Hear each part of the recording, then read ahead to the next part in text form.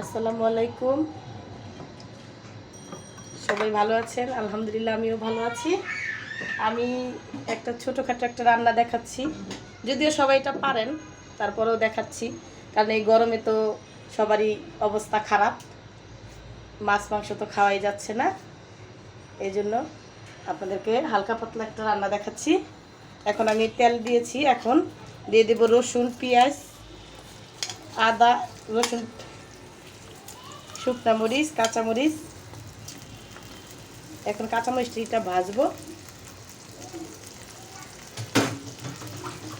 একটু নাড়া দিয়ে দেখাই দিচ্ছি। এটা এখন ভাজা ভাজা হোক, তারপরে আমরা টমেটোটা দিয়ে দিব। এই যে ভাজা ভাজা একটু হয়েছে, এখন হালকা একটু হলুদ দিয়ে দিব, আর দিয়ে দিব একটু লবণ।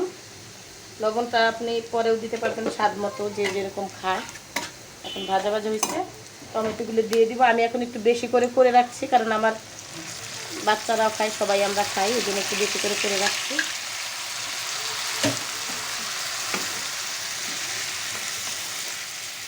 এখন যেটা ভাজা ভাজা করব,